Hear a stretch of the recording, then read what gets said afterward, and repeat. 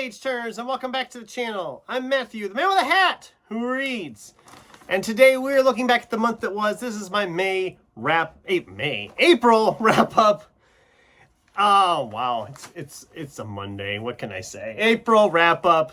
I got 8 books read in April.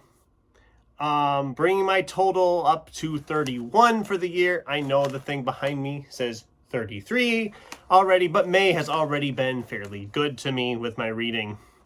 Well, we're not here to talk about that. We're here to talk about April. Now, April, I kind of had a loose theme of like anything goes, where I literally said I could change my mind on a whim at what I'm going to read. And that did happen a little bit, especially towards the later part of the month. But we're going to talk about all that and the stuff I didn't get to and all that good stuff. So what didn't I get to this month of April? I didn't get to Timothy Zahn's Triplet. I just ran out of time on it, and I had picked up a different book I decided I kind of wanted to read right now for a reason that I might not pursue at this point, but we'll get to this one again at some point. This looks and sounds like a fun one, so we'll get to that at some point. We also did not get to Carl's Doomsday Scenario from Matt Dinniman. Even though I love this series, I keep ending up getting delayed on getting back to it. So my plan is to read this in May. We'll see if that happens yet. I've got a decent sized pile in May, but I've been making really good progress the last couple days on stuff. So as May has started, I'm like really going strong on my May reads. So hopefully that we'll get to that this time around. And this one was one I picked up in April and didn't quite get finished. I had like 50 pages left and finished this on the 1st of May. But this is William Kent Kruger's This Tender Land. There's a long story involved with why I picked this up, but I'm going to get into that in a video later this week. So keep an eye out for that on Friday as I talk about why I picked this one up all of a sudden out of nowhere, and maybe even some thoughts on what I thought of it and just in general.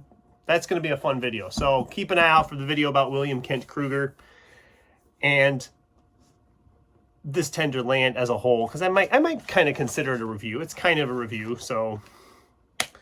All right, so 8 books got read in April, and there was 1 DNF. Should I do the DNF now? I feel like I should do the DNF before I get into the flow of what I actually read. But this was towards the second half of the month. I finally picked up this book. It's been in multiple TBRs, and I read about 50 pages of it, and I was just like, no, this is not for me. This was Katherine Dunn's Geek Love. I don't know. I understand people like this a lot. And maybe if I had given it more of a chance, maybe. But I got 50 pages in, and I was bored to tears. I didn't have a clue what was going on. I didn't know who was who because they were not doing a great job telling me who was who. And I thought, you know what? I just don't care. I have enough other stuff I want to read. And you'll see a bunch of that in the book haul because there's a nice sizable book haul video coming up here next week probably. So I was just like, nope, it's not happening. I've said that a couple times already this year. I am not going to focus on a book that's not working for me. If it's not working for me, it's done. I have enough to read, and there's enough stuff out there I want to get a hold of and read that if it's not working for me, I'm done with it. It's gone. So into what we actually got read in April. We have Jeremy Hawkins' The Last Days of Video. I'm not going to go too much into this because I have a whole review about this book, but this was a very nostalgic read for me. I had a lot of fun with it. I understand it's probably not going to be for everybody. And I did give it 5 stars, but I don't know if it's one that I would like say, oh, it's one of the best books I read this year or anything. But just on the sheer nostalgic readings I was getting from it, I really enjoyed this. And if you're a big video store person, I think you'll enjoy it too. But like I said, that's just me. I really enjoyed it, but I know there's some people probably wouldn't. then we got around and finally reading Dean Koontz, One Door Away from Heaven. And Kat's gonna hate me if I say anything negative about this book, because Kat is like a huge Koontz fan, and she's been very disappointed in me on how I've felt about some of his stuff that I've read. I actually really liked this one. This was a 4-star read for me, mainly because I thought it was still just, it's too long. This thing's like 600 some pages, almost 700 pages, and it doesn't need to be that long. I did really enjoy it though. I had a lot of fun with this. This is probably one of my favorite Koontz I've read. It's not my top read from him yet, but it's in the conversation. It was a solid 4-star. I really enjoyed this one, and I paid all of $1 for this, so you know, I had really, my expectations weren't like, oh, if this book's not great, I'm gonna be so mad. It was fun. I had a fun time with it. I enjoyed it. Calm down, Kat. I liked Dean Koontz. It's okay. Then we had a library book, McCormick Templeman's Atlas of Unknowable Things. Picture over here. This one was an odd one. This had some very like Lovecraft vibes. It had some Lovecraft horror vibes. It had some fantasy vibes. It had some thriller vibes. It was very dark, very dreary at times. I liked it for the most part. I did only give it 3 stars. I was not a huge fan of the ending. I don't want to spoil anything, so I'm not going to go into all that, but essentially she's at this like mountain retreat and there's weird stuff going on. That's in the woods and stuff. And I thought I knew what was going on, but it was something completely different. And like I said, the ending just kind of, it's one of those books you're reading, you're like, okay, oh no, there's only 8 pages left and there's too much left to happen. How is this going to wrap up? And then it just ends. That's kind of the case I had with this book. I didn't love it. It was okay. It was all right. It was all right. I liked aspects of it, but as a whole, I didn't really love it. But this next book I did love, though. This is Dan Fray's Dreambound. I finally got around to this, and I really, really liked this book. Kat, this is one you'd probably like too. The guy's daughter disappears. He doesn't know where she is, so he's out looking for her and eventually tracking down that she's kind of gone into this fantasy world in these books that she really enjoys reading. And can he cross over? And it's gritty Los Angeles type exploration. There's like, they get tattoos and they can then cross over because of this tattoo. It's all told in like interview clips, excerpts from the novels that this lady wrote. So it moves along really quickly. I loved this. I really, really loved this. And I liked Dan Fray's previous novel I read by him, The Future Is Yours, which was also told in a similar style. I liked this, though. This was a really fun read. And that was the case. I was having like a lot of fun this month. A lot of these books I read were really good until they weren't, but we'll get to that in a little bit. Then we finished our reread of Dan Brown's The Da Vinci Code. I don't need to go into this. This is just fun for me. It's not anything serious. It was a 4-star read, just like it was the first time I read it. I know everybody's probably like, oh my God, this guy has no taste in culture. I get it. I have a lot of fun with this book. And same with Angels and Demons. I have this nostalgic connection with them. They're a lot of fun.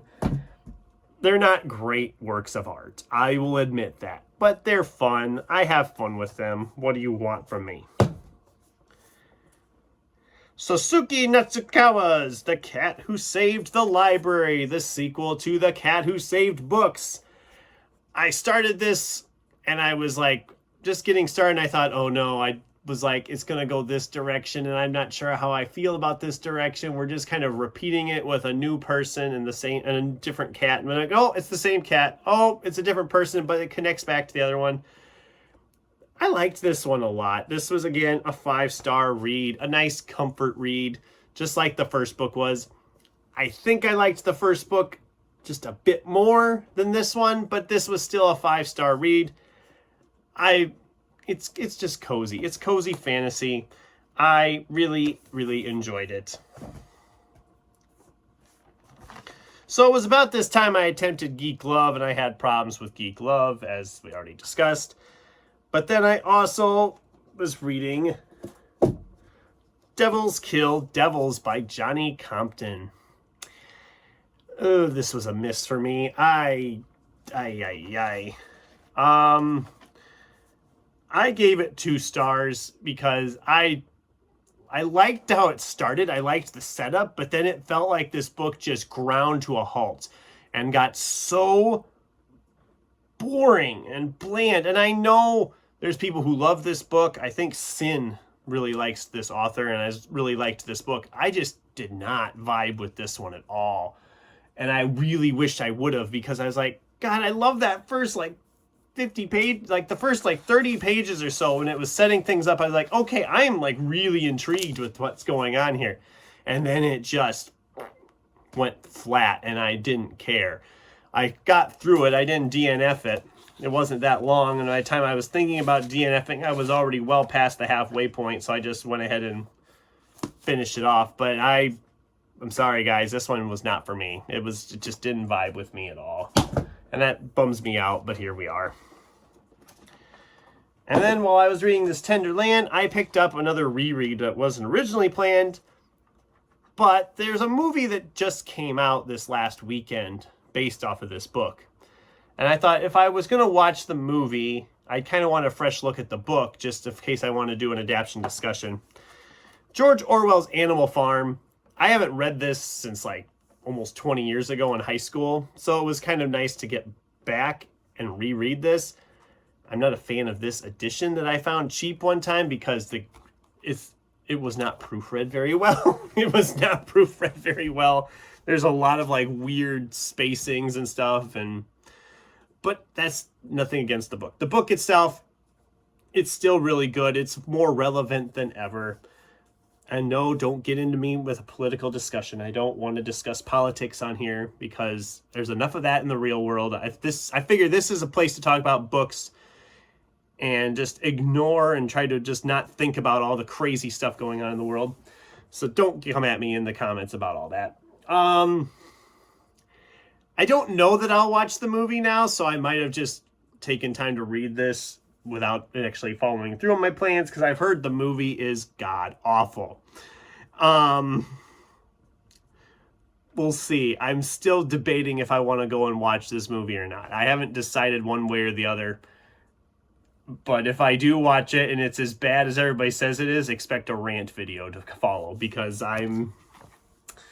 this was a fun one to revisit. It's been a while. It's a dark, dark story, and it was kind of nice just kind of going back into it. So, yeah, mostly good this month. I had a lot of nice 5-star reads, 4-star reads. It was a solid month there. Only had one that was a real miss, plus that DNF, but like I said, May is already shaping up to be good. I've already finished, as of this filming, I finished 2 books this month already, and they were both 5-star reads. So look at May to be really good as well. Maybe not in quantity, but in quality, because I'm finally getting around to some of the good stuff in my stacks. I don't know. We'll see. January was a little rough, as you remember. I don't think there was a 5-star in January, was there? No. We didn't have our first 5-star until February. That's how bad the year was going there in January, guys. And as far as book of the month goes, I had it between 3, but I kind of got to give it to the nostalgic. It's still the one I've been thinking about, and the review actually did surprisingly decent views, which most of my reviews don't. So Last Days of Video is my book of the month, although it could have easily been Dreambound, because Dreambound was also really good. So, what do you guys think? Have you read any of these? Do any of these sound good to you? Did you hate any of these? How mad are you that I gave up on Geek Love when I did? I'd love to hear from you in the comments down below. Thanks for watching, and until next time, keep turning pages.